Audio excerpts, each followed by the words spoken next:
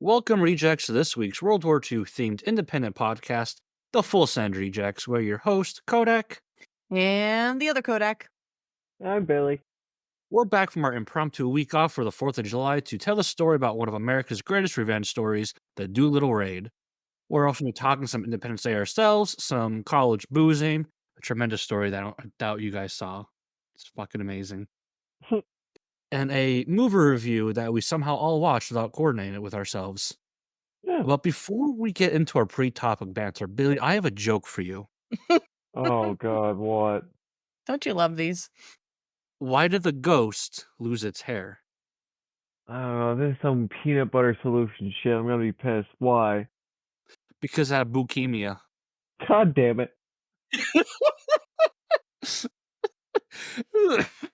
And that is one I thought of all on myself. I didn't feel great about it. Did it not have the bubonic plague? No, but it was bulimic. All right, it's gone too far. Boo. Yeah, that's the whole thing. Oh, I developed a cough at the wrong time. We did not coordinate that at Oh, all. that was either. great. That was fully impromptu. Oh, that's great. Yay on us. Good for us. Yeah, you should. If you enjoyed that, you should totally give us 5 stars. Because I give us 5 stars, but if I did that, that'd just be a little. What's the word? Conceited. Conceited. Yes, there we go. Cringy. I might give us 5 stars for that. Okay, so moving on to what we actually have. Do you have something else? No. You got a little excited there for a second. I was going to say, did anybody listen to Mr. Boombastic? So, we had Freedom Day. If we can move on. 8 days kinda- ago, but Well, we kind of had an impromptu week off where we didn't record or do anything. oh, I don't know how that vacation. happened. Yeah, it was just a sudden vacation. I think it was a decent 4th of July. We watched somebody almost lose a finger. God, that was fantastic. It was amazing to watch because we came back to the house and I was being respectful. I went over across the street. Hey, do you guys, I have loud fireworks. Do you guys mind? And they got excited. And luckily, someone over there was like, yeah, I'll go light them for you because I was a little hammered. So that was good. That came in clutch. But see, where I was smart was there's another fellow over there who had a giant handle of Jack Daniels. Not a normal size, the big boy. And he was nice. He gave me some. But after the big boys were shot off, we had those little ones that like spin a little bit, light up and whatnot. You just toss them. And we're tossing them after I had, what's the laddie sticks? The Roman candles. Not the Roman candles, the sparklers. I had sparklers. You're on another street yelling USA, USA. And As you do. Crocs in Pride bathing suit. Listen, that's the fucking patriotic way, all right? Patriot pride. But I watched this guy do it. He lit 2 of these in his hand and only threw 1. Fun fact, I don't know about our international listeners who don't have Freedom Works, but when you light fireworks, they get very hot. It's basically a bullet in your hand. Yeah, and it lit his finger. It didn't go on fire, but to say this, to try to be most politically correct as possible, I never saw dark get darker like that. There was a hole in his finger. It was, listen, that proves that I can't say that either. don't. Just shut up. You're right. If I don't know it, just say and see the results. So it definitely proves that some people can get sunburnt because it just. God damn it. Remember when there was a time like every week we thought we were going to get canceled? But his skin got like just darker. Obviously, that goes without saying. It was like a meteor hit his finger. And we're like, Oh, okay, God. he needs to be done. But So, wait. yeah, it gets worse somehow. We're fucking, what are we, 10 minutes in? 5 minutes in, things already get worse for this guy. We see him the next day, and I'm like, I gotta see this finger. He's sitting there, but he's all sitting with crutches, and we're like, what the fuck happened? How does his finger need crutches? And we're like, so you go to the hospital? He's like, nah, bro. After everything, I picked the dead skin off, and I'm like, your entire finger is dead skin.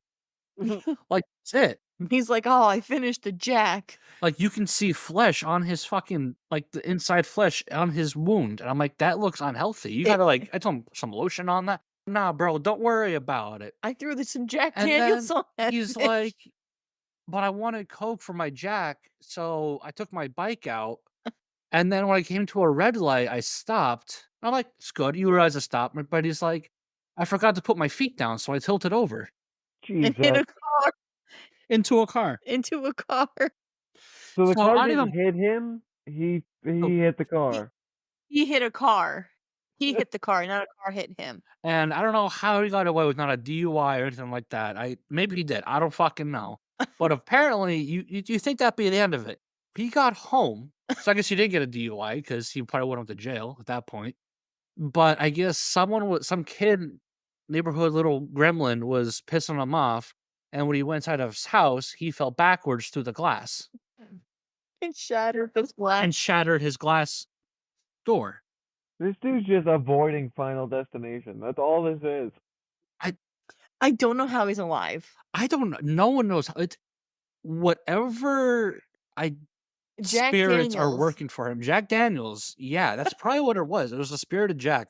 Jack Daniels himself looked down from the sky and was like, "I got you, my guy. I got you."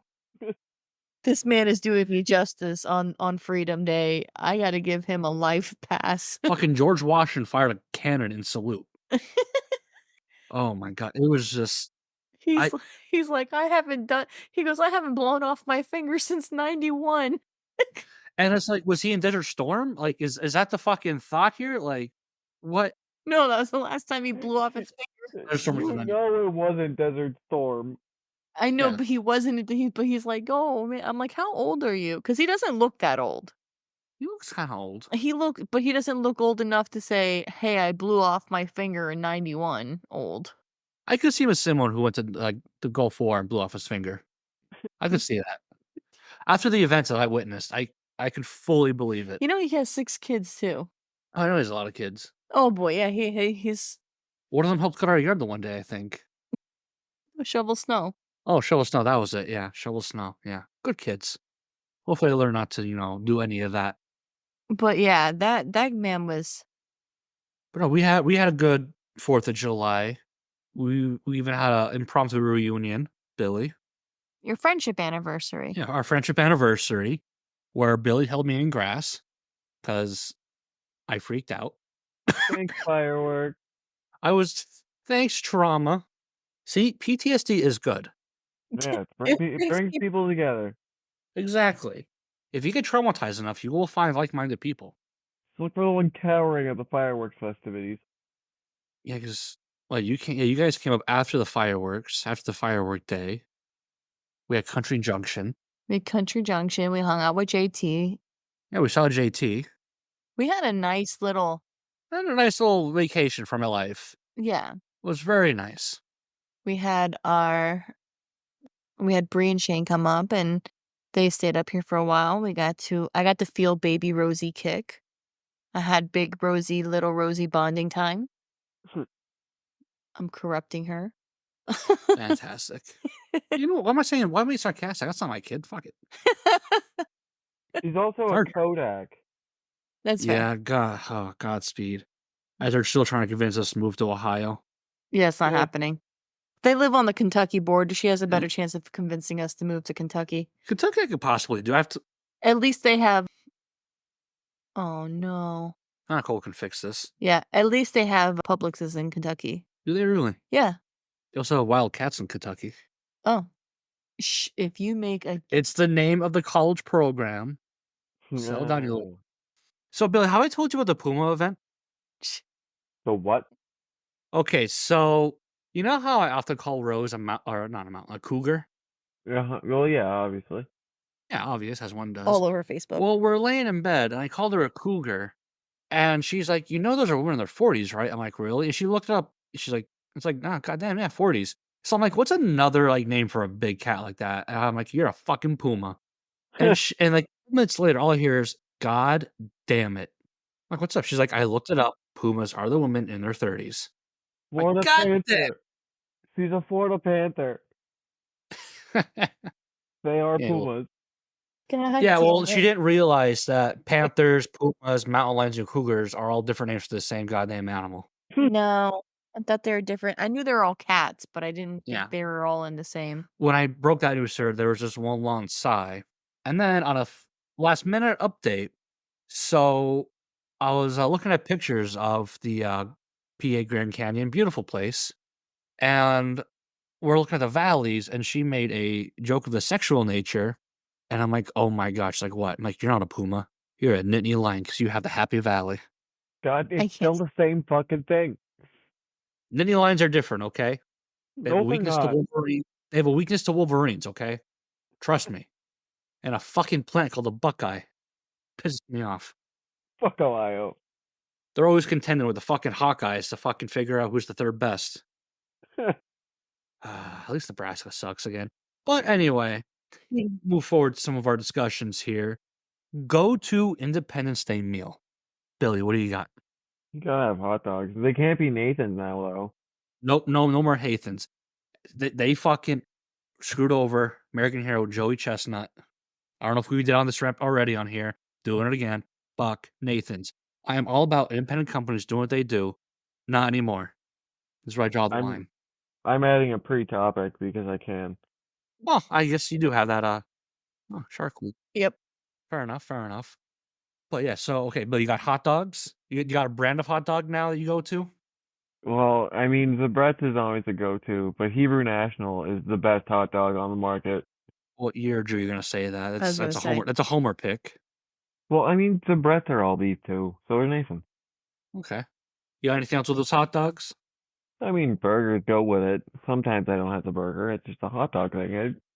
But Put me on the you're spot with food. You're just an all meat guy on just Independence want Day? just want your wieners. Yeah, I mean, you could throw some like pasta salad shit in there too. There you go. There you go. Now, what do you? Because this would be a 2-for-1 here. Because I put this underneath it, but I should put it next to it. What's your drink? My drinks for 4th of July. Yeah, with this meal, what are you drinking? Oh, it's fucking Miller Lite all day. There you go. There you go. Okay. Okay. Babe, what do you America, we're got? drinking beer. Ribs, watermelon, and some kind of like macaroni potato salad or deviled egg. But gotta have for me, it's all about that's pretty much all I ate on the 4th of July was ribs and watermelon. And what's your drink with this? Gonna have to agree with Billy there. I wouldn't say Miller, but a nice brisk beer. Something about a beer But you screams. can't say beer. You gotta like figure out a beer you're gonna have. This like there's a perfect beer. For the 4th of July, Yeah. yeah, I'm a Corona girly, but Well, Corona. If that's Corona, it's Corona then. I feel like Sam Adams is like it screams. That's one of the correct answers. Yeah, It screams. that is one of the correct answers. I want independence and I want to be drunk and set off big boom booms. Yeah. Sam Adams is a go-to. I'm pretty simple with my meal. I want my burger. I want the baked beans. Mm-hmm. Gotta throw a wiener in there somehow. I feel like I'm forgetting. So I don't do like pasta or macaroni salad. No. Don't do any of that. But what you need some fruit, like watermelon. Watermelon's perfect.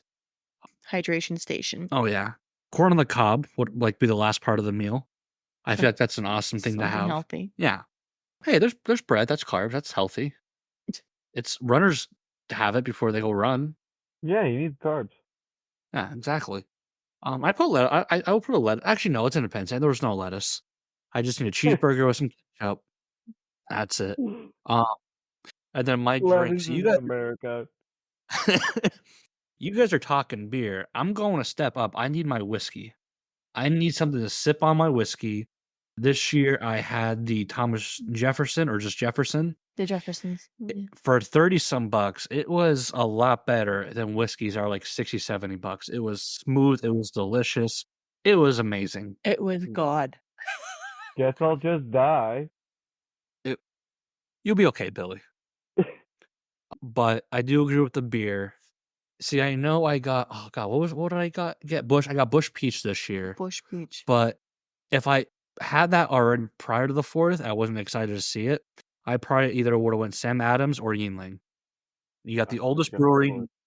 Yeah, you have the oldest brewery in Lane, and Sam Adams is it's there. I also had a lot of, red, white, and blue Jello shots Well, yeah, those are key. You gotta have the red, white, and Jello, red, white, and blue Jello shots. with the Smirnoff, what is it?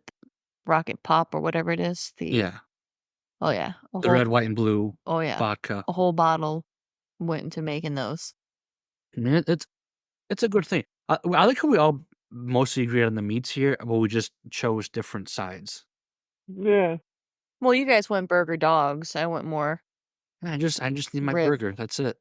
When we made that menu, I'm like, why do you need a menu? Just burgers and diet. That's all you need.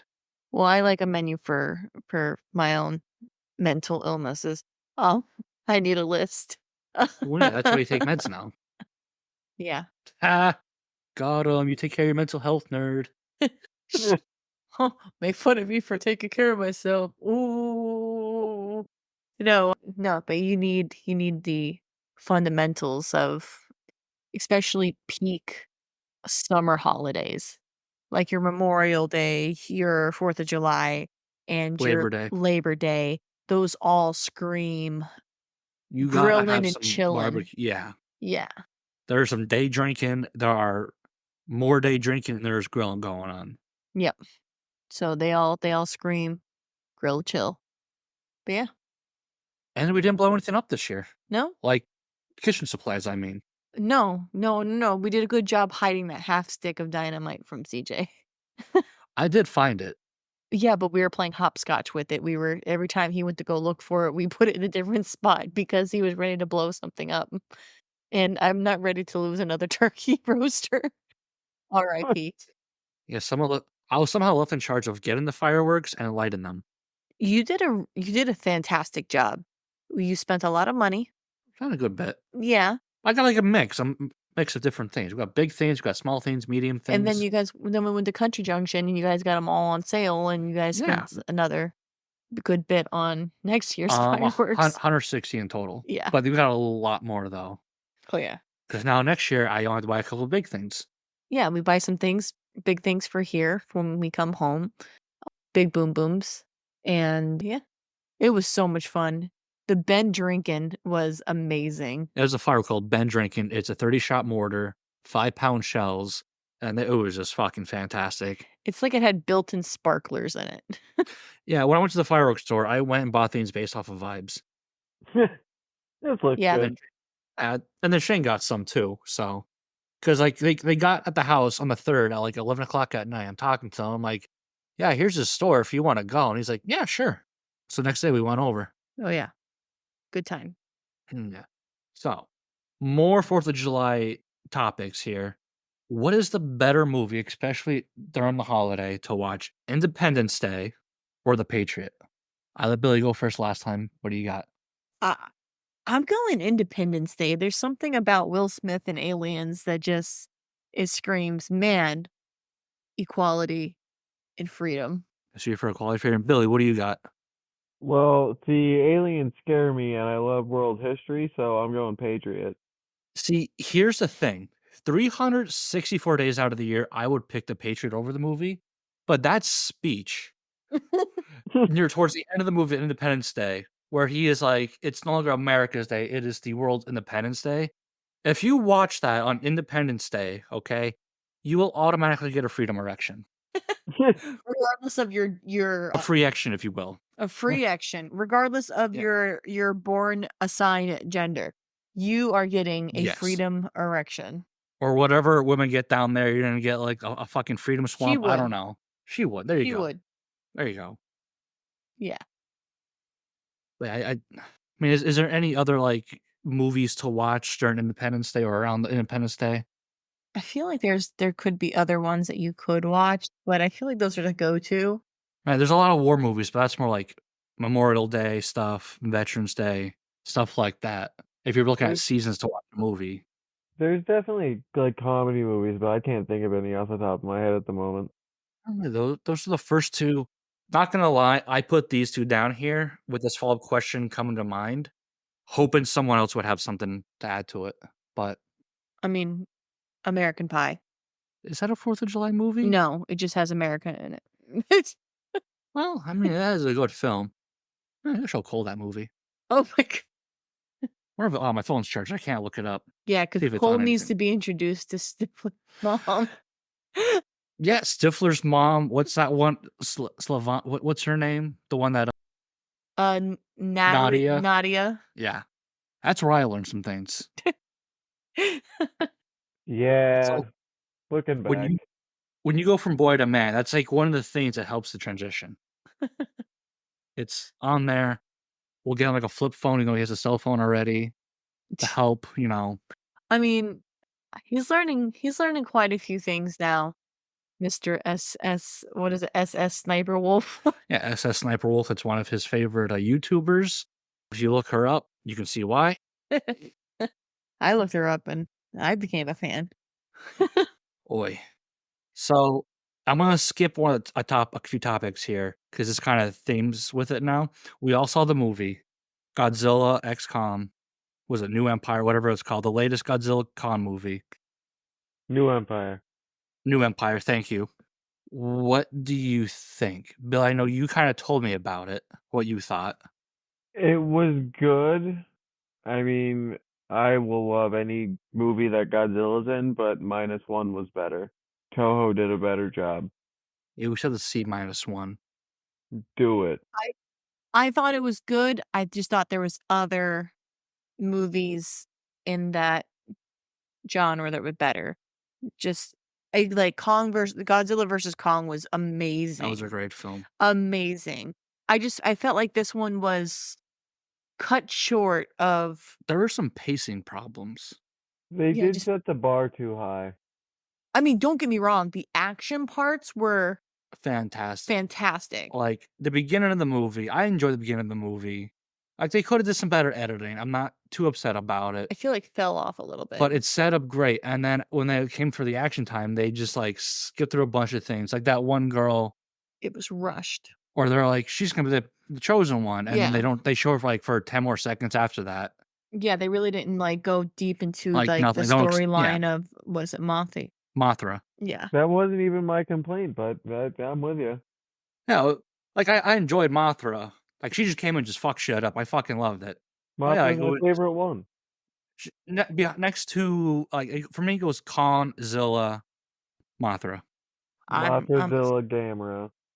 I'm 100% Zilla. I mean, Kigo Dero too. I mean, he has to be at everyone's top 5. What's that fucking lobster thing I saw? Remember? Oh. We're going through all the movies on Max, and Yeah. there was one with a giant fucking lobster that fights Yeah. Godzilla. Oh Yeah. my god, I forgot what we looked at the Gigan? trailer. That might be it. But there was a couple of scenes that we were just, like, so hyped about and just kinda died off. Like, when I just felt like the Godzilla scenes were cut short. I feel like when it came for Godzilla and Kong, they thought, "Okay, we could stop with the narrative whatever and just rely on the action," and they did it too much. Yeah. Yeah. When he was charging up, we were getting hyped. Yeah. I just liked where he slept in the fucking Coliseum. Yeah. That was pretty neat. I love how, like, The humor was there. the first part where he falls asleep there, it's like, okay, he had a fight there, he wants to rest, and then he just went back to it He at the went end. back there. Like, I know I'm an aquatic lizard, but, I'm gonna fucking go that's another thing that I did not like. We missed the fight between Godzilla and the fucking little serpent thing in the Arctic. That would've been so neat to see. We just see him fucking shoot out his fucking nuclear Laser blast, yeah. and then we see the Yeah. head. It starts and then it's done. Yeah. Yeah. Like, after I saw that, I was like a letdown, and that kinda set the tone for, like, the rest of the monster fights. That last Although one, though. I did like the Scar King. Yeah. I did enjoy him. He seemed pretty neat. But we're on topic of pacing. It took, like, Scar King fucking forever to get to where the little civilization was, but it took everyone else, like, so quick to get there. Yeah. I mean, it was just the timing was off in all different Like, areas. it seemed Kong got there so quick. I mean, it wasn't the worst film. No. It was if you go into it just expecting to see some monsters fight with some good with decent storylines before it, you'll be alright. Which I did, so it wasn't bad. It's not a fucking Academy Award winning movie, it's a fucking kaiju film. It's Godzilla movie. Fucking relax. Yeah. It was still fun to watch. It was entertaining when he got his Michael Jackson glove on, his King Kong Michael Jackson glove on, and and his the little face he made. I mean, he knew. He was like, "I'm gonna fuck Oh some yeah, shit up." that was Like, pretty neat. there was some The cute power glove. yeah, there was a lot of cute humor. It wasn't a terrible film, but if you wanted to pick it apart to The 2 Harambe Gauntlet. but if you wanted to pick it apart, you could have. I just think they could have done better. Yeah, A lot of things were just it was either they drug things out that shouldn't have been drug out, and then they rushed things that should have been longer. Like, you didn't need to cut to him sleeping in the Coliseum so many times. it's only twice. Like, no, like, the news reports, "Oh, he's still sleeping in the Oh yeah, Coliseum." Like, You shut they the fuck up. I loved it. yeah. That kind of kept it going because you kind of see what he's doing. Because if they would have cut that out, Well, they were you would been tracking him. you would have been wondering how the fuck did Godzilla get to the Arctic already? That's fair, but just the way they prolonged that, but the fighting scenes were just I just expected more. Not that it wasn't good. It was a nice way to spend a nice Sunday, but It was a pretty good film. not for what they hyped it up to be. All right, so what final rating? Honest on based on a scale 0 to of what? 10. 0 to 10, give it a 7.5. Billy, About 7. I'll Again, say I was going into it with like no expectations. that's true. I give like a 7.8.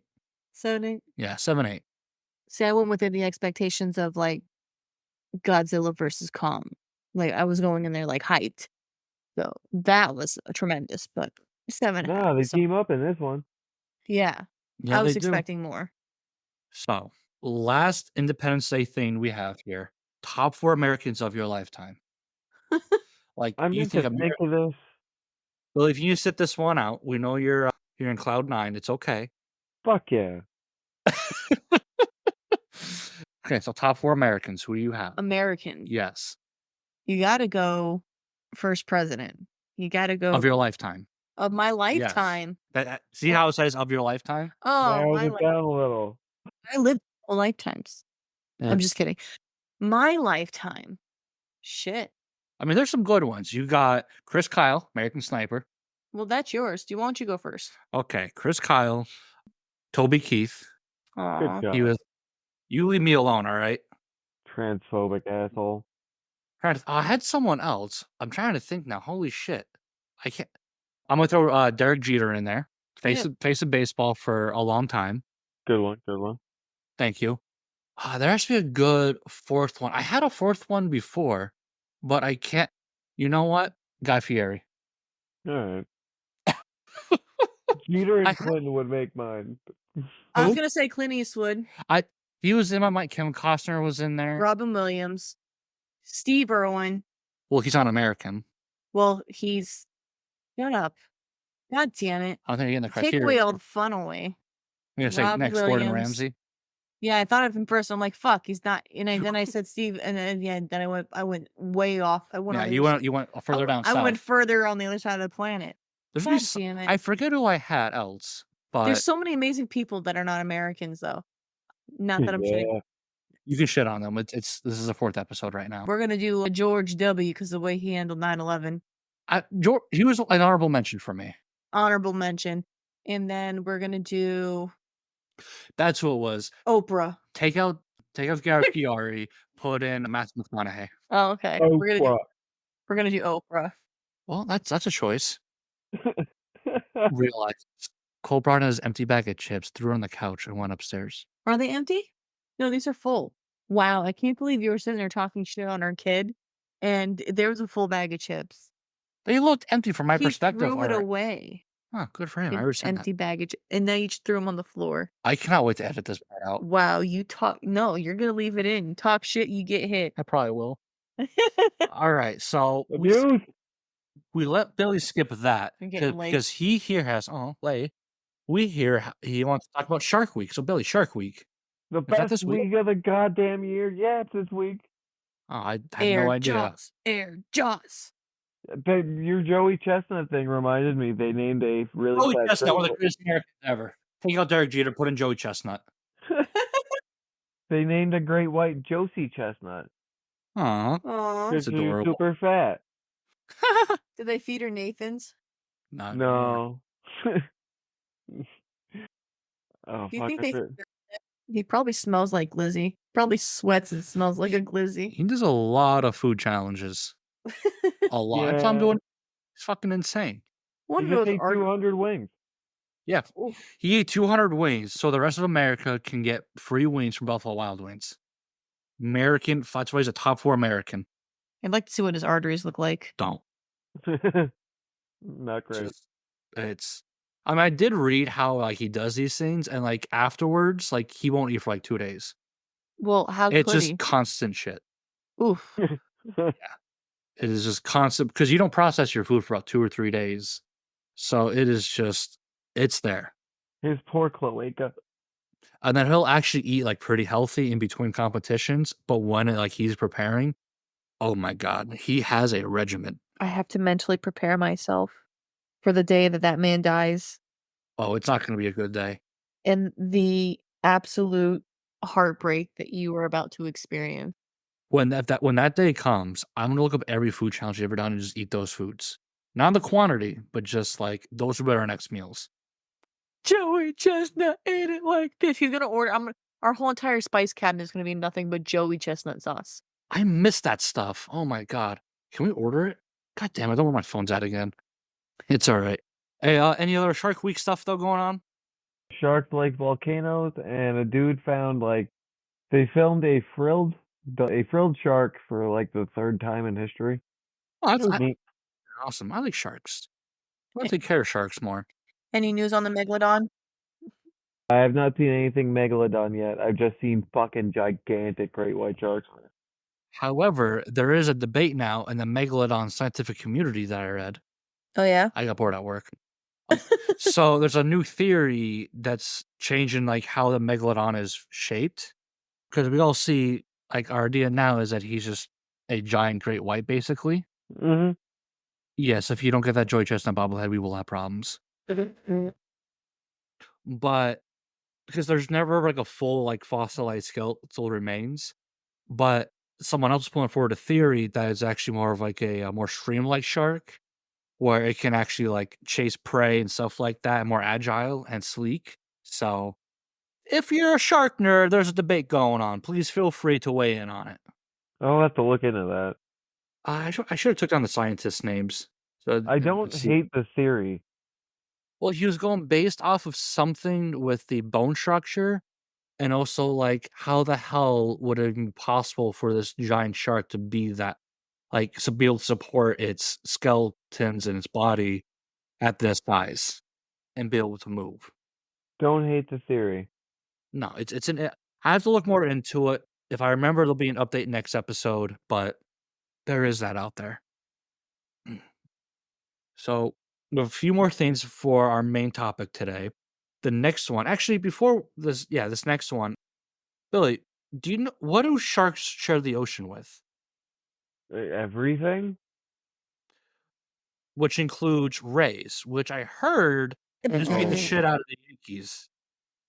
All And right, he, beat the shit out of is a little much, but yeah, they did. Yeah, they won the series. A little yeah, spanking. yeah, they humbled some humble pie. No, they were humbled before that. Believe me, this slump's awful. Yeah, again, Rays have the same record as the Pirates. It's humbling Better record. by a game because of the Yankees. You're welcome. Thank you. So, moving on from that, I have one more thing. Oh wow, now you want to move on from that. Don't you want to comment more? Talk some shit? Go ahead. Floor's yours. No, because then you guys will probably win the next couple of games because you guys been actually playing pretty good with Rowdy. Oh, Pirates are streaky. We win 2 games at the most. That's it. Go ahead. No, I'm not gonna talk shit. Oh, I am a humble fan. real fucking ray of sunshine you are. Oh, speaking of them, Didn't we though, win our series with you too? With the that's where Skeens was there. that we literally played against Skeens. Did you really? Yes, and we Yeah. won. That wasn't his fault, though. He has no losses on his record. No, you guys like Skeen's fucking Oh, yeah, striking that's out right. everybody. As soon as they pulled him, Okay, we were this was making runs and this was pre-New Rowdy. pre-new Yeah. Rowdy. Yeah. He started drinking his awesome sauce, and all of a sudden he But no, what he did was he did the same thing a lot of other Pirates players do when they hit a slump is they get coached outside of the team. I'm dead serious. Every time there's a batter that something does better, they always say they like went to sources outside of the team. That he need to fire the fucking hitting coach and promote the AAA hitting coach because he actually does a really fucking good job. But anyway, one last thing. This is a fun story. This is a football related story. So I guess a week or two ago, a running back for the Oklahoma State Sooners was caught with a DUI. Mhm.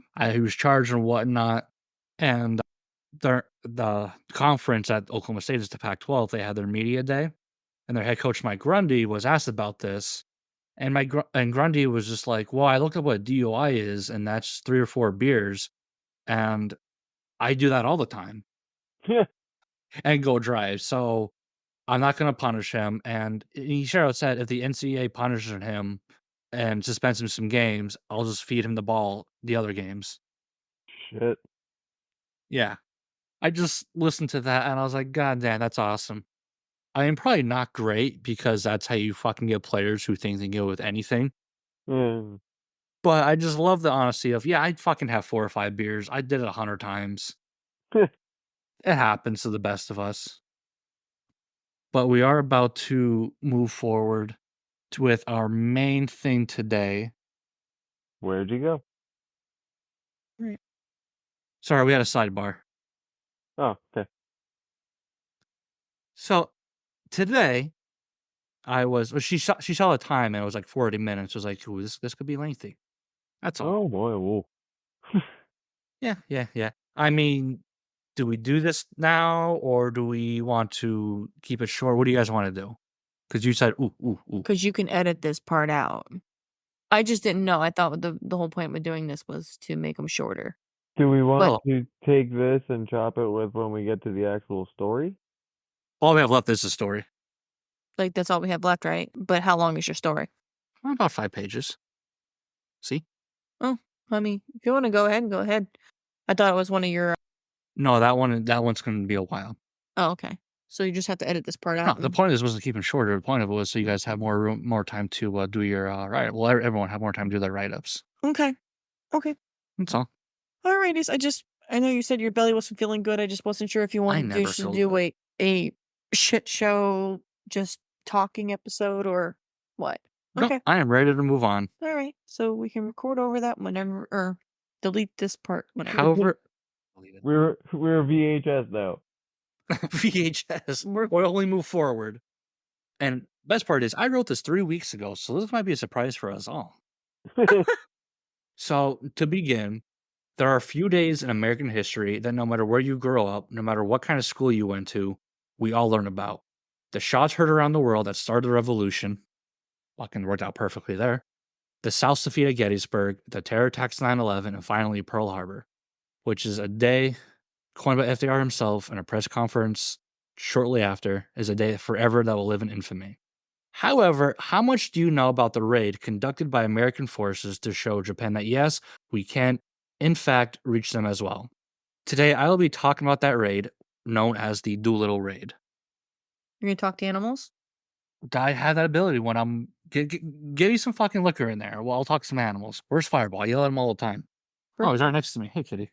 Okay, first of all, she. You just assumed her gender. Well, you did assume her gender originally. I did. Yeah. I thought tabby cat, orange tabbies were boys. Now who's gonna get us canceled? But you just called she a he. She's clearly licking her. You know, since we're vagina. interrupting this already, it just came back to me. Eminem's new album, 1010. Okay, moving on. President FDR spoke to his Joint Chiefs of Staff on December 21st, 1941, that Japan needed to be bombed as soon as possible with the sole intention of boosting American morale and so endow into the Japanese people that their leaders will keep them safe. Much like how we kind of just destroyed the Middle East after 9/11. Navy Captain Francis S. Lowe, Assistant Chief of Staff for Anti-Submarine Warfare, came up with a concept for such an attack. He forwarded his plans to Admiral Ernest J. King a week after New Year's about how he theorizes that a twin-engine bomber in the Army could launch from an aircraft carrier to strike Japan. He personally observed these bombers making such landings at Naval Station Norfolk Chambers Field, where the runway was painted with the outline of a carrier deck to help them practice. Doolittle, who at this time was a famous military test pilot, aviator, and an engineer, was assigned to the Army Air Force HQ to plan the raid.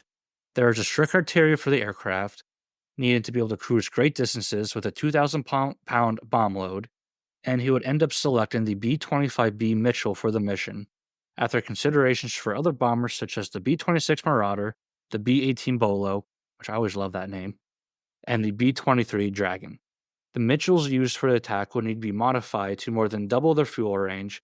Side note, this plane has yet to even see combat, especially over Europe during World War II, but Doolittle believed the test data provided that this plane could get the job done. Would you intercept me? I'd intercept me. Initially, Doolittle planned to have the bombers land in, I'm going to butcher this, is old Soviet city, Vladivostok. Oh, not bad. After the raid, then turn over the bombers to the Soviets as part of the Lend-Lease plan for use against Germany. This would have shortened the trip by 600 nautical miles. However, Soviet Union at the time signed a neutrality pact with Japan in April 1941.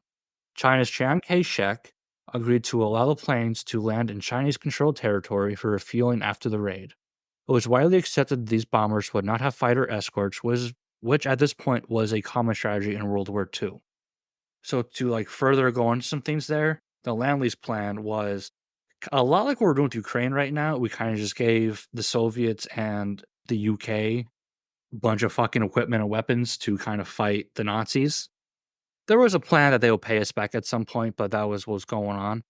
And the whole strategy for these bombers flying without any escorts, it was almost virtually impossible for a while because we didn't have fighter planes that had the range. And most of the time, these bombers in Europe would just get to Germany's borders and the fighters would have to just dip out. When the P-51 Mustang got an upgrade at one time, that all changed and Germany paid the price. Sorry, I like history. So after some modifications, 2 B-25s were loaded on the USS Hornet, a previous topic here, Billy. Hey! Call back. Which was at Norfolk and flown off the deck without an issue. The raid was immediately approved with the 17th Bombardment Group given the mission with volunteers being taken. The 17th was the first group to receive the B-25s and thus had the most experience with the bombers and was also the first medium bomber group of the Army Air Corps. Fun fact, one of the first pilots here was actually Ben Affleck. That comes up later. The 17th was moved from Pendleton, Oregon to West Columbia, South Carolina for training missions that were disguised as routine patrols off of the Atlantic because, war's going on and there's spies everywhere. Volunteers were told that the mission could not be specified and it was extremely hazardous, but you know how Americans roll, we really hit the fuck it button when someone touches our boats. You done fucked up. Boats. On February 19th, the group was detached from the 8th Air Force and assigned to the 3rd Bomber Command. 24 of the group's B-25B Mitchell bombers were sent to a modification center in Minneapolis with the 710th Military Police Battalion, providing tight security to prevent any espionage or spying. As modifications were underway to reduce the weight of the aircraft, including but not limited to removal of gun turrets, radios, auxiliary fuel tanks, changing bomb sidings, insulations for steel plates on remaining turrets, and de-icers. 2 bombers were also given cameras to record the bombing because this raid was going to be a Kodak moment. Thank you. I just thought that on the spot. You're so funny. I feel proud of myself. Hey, look, Florida. Improv. Thank you. That wasn't cringeworthy at all. I'll show you cringe later. Follow us everywhere. Hit that smash button. Smash the Smash like. that subscribe button.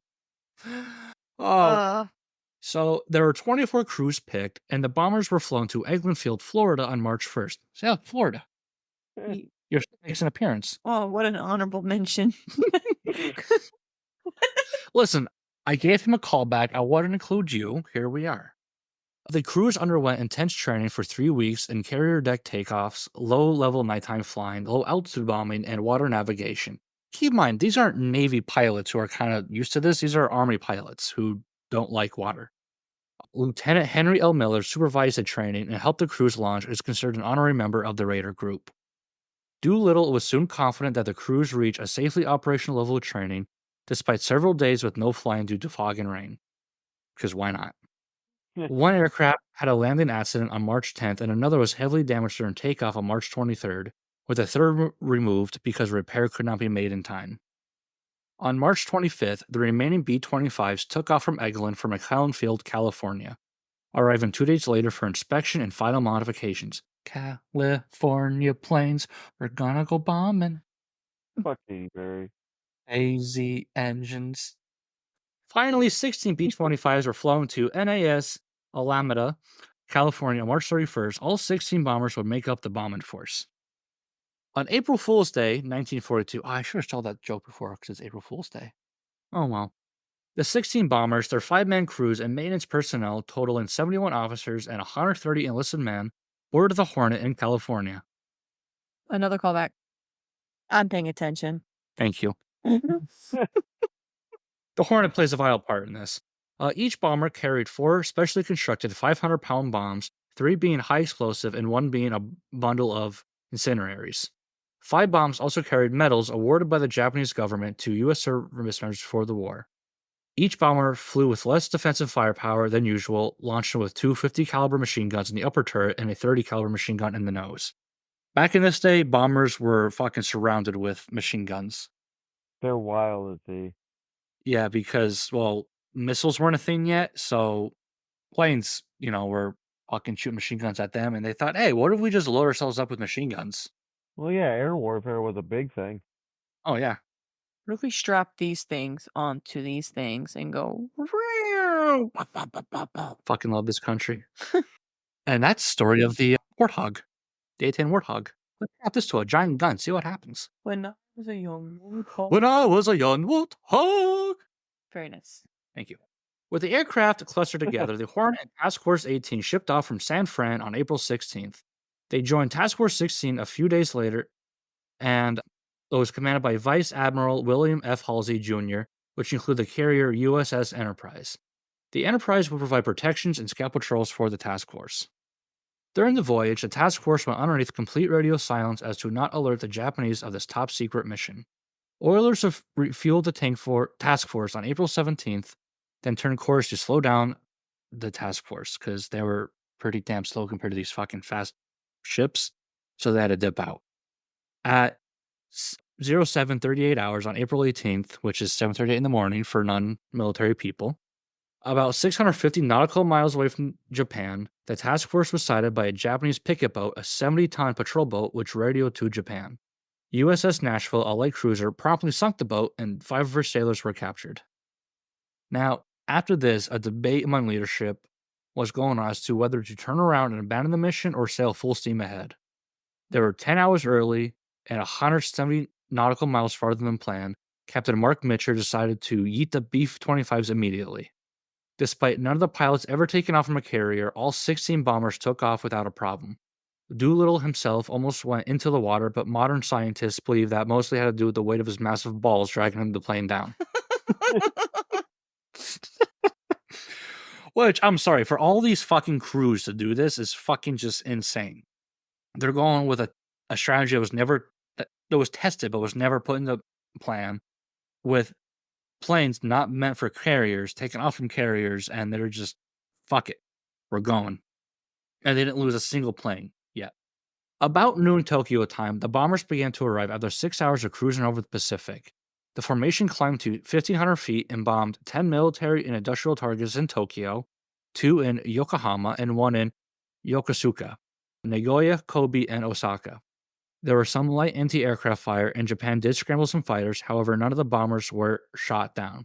One B-25, flown by First Lieutenant Richard O. Joyce, was hit but only received minor damage. First Lieutenant Everett W. Holstrom had to jettison his bombs early after its gun turret malfunction. The Americans did claim to take down 3 enemy fighters, 1 by the Whirling Dervish and 2 by Harry Carrier. They had weird names for their planes back then. Yeah. Yeah. Kari Kari is also suicide, I think. Oh, well, there you go. Now it's time to escape Japanese airspace. Captain Edward J. York was extremely low on fuel and opted to fly to the Soviet Union instead of being forced to ditch in the East China Sea. The other 15 headed towards eastern China across the East China Sea.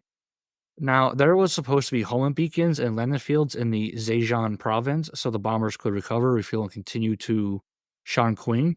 However, Halsey never sent the signal to alert them because he believed there was a threat to the task force. Yeah, which, fun fact, made things worse. Hey, he was a threat to the task force. But wait. It gets worse. So, with night approaching and fuel running low, decisions had to be made among the pilots. Luckily, a tailwind would increase their speed by 25 knots for several hours. However, they did not think this would be enough. The pilots began to face the reality of having to bail out over eastern China or crash along the coast, which has to be just terrible on the mind. Like, you're possibly about to die right now. Like, you might be in your last moments. There's a very good chance you're gonna die. Yeah, because, fun fact, crashing airplanes isn't too well, especially back then. Yeah, especially ones that look like this. I wouldn't Yeah. necessarily call that a fun fact. No, it's an aerial fact. It's a fact to ground us, okay? After 13 hours of flight, all 15 aircraft reached the Chinese coast and, began to crash as crews bailed out. 20-year-old Corporal Leyland D. Factor unfortunately did not survive the landing, and 2 crews, 10 total men, were missing. Oh, I'll miss you. So, we'll take a slight detour back to Captain York, who flew to the Soviet Union, landing at, and again, you know what? Fuck Russia. I'm not apologizing for mispronouncing things. Vozdvizhenka. That's where he landed. Due to complex legalities and trying to tiptoe things between America and Japan as they fought the Nazis, the crew members were interned and the B-25 was impounded. So they arrested the crew, basically. Unlike Germany, Stalin was not fond of having to fight a war on 2 fronts, which is why he kind of didn't want to piss off Japan yet. Several months later, the crew was relocated to Ashgabat in the Turkmen Soviet Socialist Republic, 20 miles from the border with Iran, modern-day Turkmenistan. In mid-1943, they were allowed to cross into Allied-controlled Iran, and the crew presented themselves to a British consulate on May 11th, 1943. A cover was put in place that they bribed a smuggler to assist in escaping the Soviets' custody, and the NKVD, which was the Soviet secret police, basically the KGB before the KGB would later confirm this. York did actually comment that he and his crew were treated really well by the captors. They weren't, they weren't treated as the enemy. They were just kind of there. Now, back to the Great China, or as I like to call it, West Taiwan. Doolittle and his crew, after parachuting into China, received assistance from Chinese soldiers, civilians, and an American missionary named John Burge, who spent time with the OSS, the CIA of the day. Doolittle bailed out on a paddy near Guangzhou after flying the longest combat mission by a B-25 Mitchell bomber, 2,250 nautical miles. God bless him. Again, his plane almost crashed because the massive weight of his balls almost just dragged the plane down. Of the 16 planes and 80 airmen who flew the missions, all either crash-landed, ditched, or crashed after a bailout, with the exception of Captain York and his Soviet landing. Most received help from the Chinese, however 3 were killed in action. As a revenge for helping the Americans, the lovely Japanese Imperial Army killed roughly 250,000 Chinese nationals after a mass torture campaign. They also captured 8 raiders, but this was not known until 1946. These 8 very poor souls were just considered missing, and some believe they were just dead already. Some of the men were aided by Patrick Clearly, the Irish Bishop of Nanchang, with the Japanese burning down the city afterwards because you just can't have too many war crimes. Yeah, it wasn't just Germany who were dicks in World War II. Yeah, as we went previous episodes, Japan was actually comes up here, that episode, the Unit 731 episode. They weren't that great. Excuse me. The men who were captured were kept on a starvation diet and moved to Nanjing in April 1943, where Metter died in December. The remaining men, Nielsen, Haidt, Barr, and DeShazer, eventually were treated better and were allowed books Ooh. for some reason. Yeah, they got to read. American troops freed them on August 1945, and 4 Japanese officers were later found guilty on war crimes charges and sentenced to hard labor from 3 to 9 years. Now, as we've been talking about this episode of The Hornet, you guys know, I love my callbacks. As Japan went full war crime mode against China in what is now known as the Zhejiang Jiangxi campaign, Unit 731 was known to have spread chloria, typhoid, and plague through the area along with paraphoid and anthrax to contaminate food. Shiroku Hata commanded these troops and was sentenced to life in prison in 1948, but was paroled in 1954. There's more information on that in that Unit 731 episode if you're interested. Spoiler alert, it is fucking terrible. There's every trigger warning possible is in that episode. Tried to block that one out. Oh yeah. So many callbacks. You did so good. Thank you. Any woman who was found during this campaign was raped. Trigger warning. No matter how young or old, and I mean young, like kids. Like Liska Bacon. Younger. Callback. Yeah. Over earliest episodes too, but yeah, younger than, yeah. We're talking from grannies to like, it's Infant. maybe just time preschool. Towns were looted and burned, and any person, animal, or anything that moved was killed.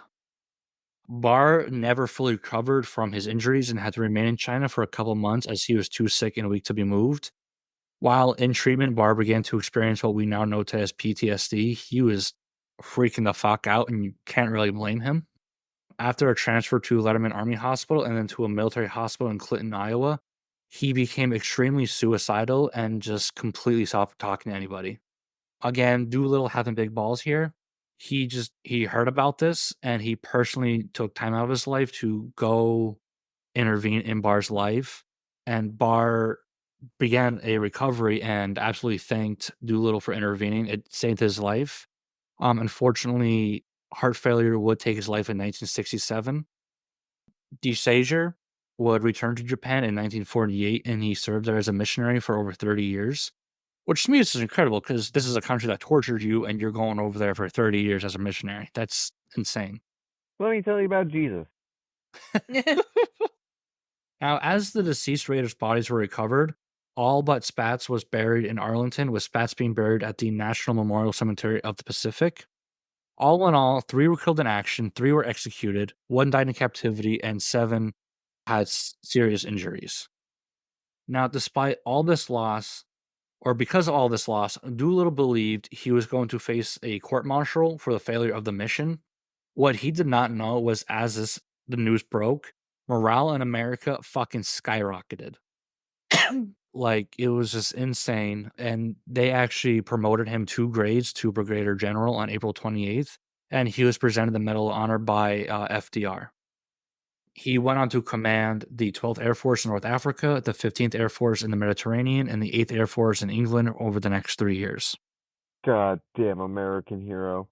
He is an American hero. He's fucking awesome. And if I never do an episode about him, I highly recommend anyone who's interested about this, go read about him. It is insane what he accomplished. All raiders were awarded the Distinguished Flying Cross, and those killed or injured earned the Purple Heart along with awards from China.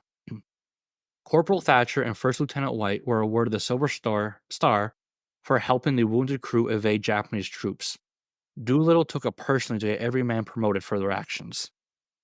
As the war raged, 28 crewmen remained in the Asian theater, 5 killed in action, 19 flew in the Mediterranean, 4 there being killed in action, 4 becoming POWs, 9 flew in Europe with 1 killed in action, and David Jones being shot down becoming a POW himself. 12 of the survivors died in air crashes within 15 months of the raid, with 2 being separated due to their injuries. The bomb group itself would be transferred to Barksdale Army Airfield in June 1942 for a conversion to B-26 Marauder bombers and sent to North Africa. Barksdale, where I was stationed. Woo! Wow, no one gives a shit. I wooed you. Appreciate it. I actually didn't know that. Yeah, I think I did know that originally because there's something there for this. No, I didn't 'cause know like, that's where you were stationed. oh yeah, Barksdale, yeah, shithole. It is. It's so bad. It was called. There was a nickname for it called Barcatraz. Yeah, like Alcatraz, because no one escapes and it's a hellhole. Well, But they actually do have a B-25 there that you can actually go look at. It's actually pretty neat. ooh. The raid was a complete shock to Japanese high command, and they immediately attacked areas of China to prevent any attempt of American bombers from being able to land. High command withdrew significant amount of resources from China to protect the home islands, which gave Chiang Kai-shek momentum to take parts of China. Japan invaded the Aleutian Islands of Alaska to prevent the U.S. from using them as bomber bases to attack Japan. Now, this drew resources away from the Pacific, and this was a strategic no-no, as this made America's job a lot easier during the Battle of Midway. Fun fact, we won. Some targets were hit, but the damage was realistically minimal. Most damage was easily repaired. However, this did delay launch of the light carrier Rojo. The future B-29 bombing raids would absolutely decimate Japan. Japan tried to chase down the American task force that launched the B-25s. However, they said, bye, bye, bye, meant for Hawaii. Bye, bye, bye. I'm waving. What? Hand warmy? I was, shut up. To end on a sweet note, the Raiders would have an annual reunion from the late 40s to 2013 where they toast each other with their cognac in silver goblets. For the Raiders who did not make it and those who died over the years, there were goblets left out for them and it remained for them so they can, remember their life. You can actually go see some of the memorabilia and aircraft at various museums. Some of the major ones, a National Museum of the United States Air Force in Dayton, Ohio, which actually someplace I actually do want to go. Probably one of the few reasons I will go to Ohio. They have an extensive collection. Eglin Air Force Base displays the last B-25 to be retired from the military, and the Smithsonian in DC has fragments of the wreckage and Doolittle's awards. Because as American, we're always making new weapons. We have a new stealth bomber coming out, the B-27, and it's been designated as the Raider in honor of these flight crews. And in 2014, the House of Reps awarded the Raiders with a Congressional Gold Medal. Granted, they're all unfortunately passed away, but it is a nice gesture. There is a ton of media out there, including books and movies such as Pearl Harbor, that Ben Stiller, Josh or Ben Affleck. I don't know why I said Stiller there. That did feature the Doolittle Raid. However, I hope you all enjoyed my attempt at telling the story of this incredible crew and just did what I could try and honor them because what they did was just fucking insane and out of this world. I know I usually talk about how things get worse, and I a little bit did that this episode. I'm kind of on a war kick, so next time I will be talking about the Tet Offensive. Hooray! Yay! We did it! USA! USA! USA! USA! USA! USA! We are patriots. Bum, Bum, bum, bum, bum, bum, bum, bum, bum. Yeah. The last bomb was the fucking bomb that hit Tokyo. We can say it's historical context. Do not Oh, that was Nagasaki, I touch think. their boots. So, do you guys have anything to add for this episode? Josh No, I Hartnett love was a dime. Thank you. Well then, if you guys have nothing else, and that will do it for us here at the Full Sand Rejects. Don't forget your pineapples. Or call back to some of our earlier content. Mm-hmm. Yeah. Swirly. Swirly. And just whatever you do this week, just fucking go out there and nail it. Just do it. Like the Roman said. I stuttered for a second because I thought that joke in my head. I'm like, don't say it. Let's on a decent note. But if you enjoyed this content, please follow us on our socials. We are everywhere. It helps us grow. We might be growing a little bit That more. subscribe button. Oh, Captain Cringe. There goes that moment. I don't want to put too much out there yet until things are official, but someone did email us about helping with production, so we'll see how that goes. Hopefully they work for friendship. Hopefully for friendship. I don't know. Hopefully for friendship and pineapples. We'll have to see what happens there. But until we meet again, full fucking send it. Full fucking send it.